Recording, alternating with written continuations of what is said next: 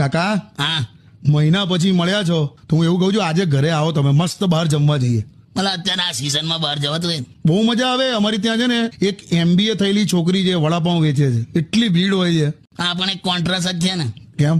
MBA વાળી છોકરી લારી ખોલે તો હો કે નારી શક્તિ ને સંઘર્ષની દેવી એવું બધું આવી જાય. હા, અને MBA વાળો છોકરો લારી ખોલે તો કે જોઈ લો બેરોજગારી, ભણતરનું પરિણામ. ખરું છે નહીં? તમે એ બધું છોડો, તમે આવો ચલો. કઈલા મસ્ત ચટાકેદાર પાણીપુરી ખાવા જઈશું સાંજે.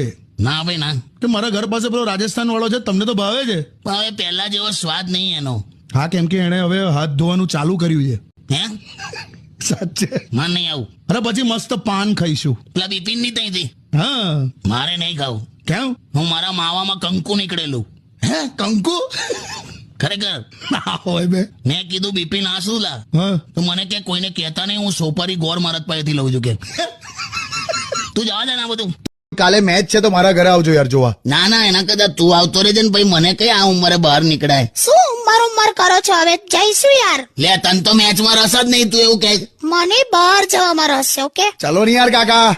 ઉંમર થયેલા હવે જીવન આખું છે ને, જીવન એ મેચ જેવું જ છે. એટલે કેવું? જેમાં રન તો વધે પણ ઓવર ઘટે છે. એટલે આમ પૈસા વધે છે પણ ઉંમર ઘટે છે.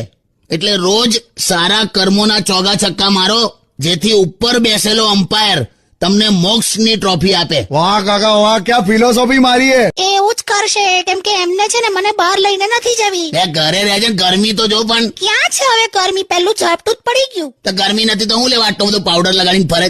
જો આજે થોડોક વધારે લગાઈ ગયો. જોને પણ કોક બિલાડીએ લોટના ડબ્બા મોડું માર્યું એવું લાગે. ચાલુ કર્યું. બધા ઘરે બેન મેચ જોજે ને યાર. પણ મને ક્રિકેટ નથી જોવી યાર, મારે બહાર જવું છે. તો તું બહાર જજે, જ્યાં જવું હોય ત્યાં જજે. ખાલી પેલો પીળો ડ્રેસ અને કાળી ઓઢણી ના પહેરતી. કેમ? ને તો જેસીબી આવ્યું એવું થઈ જશે, આખું ગામ ભેગું થશે. અરે હટ. અરે હા.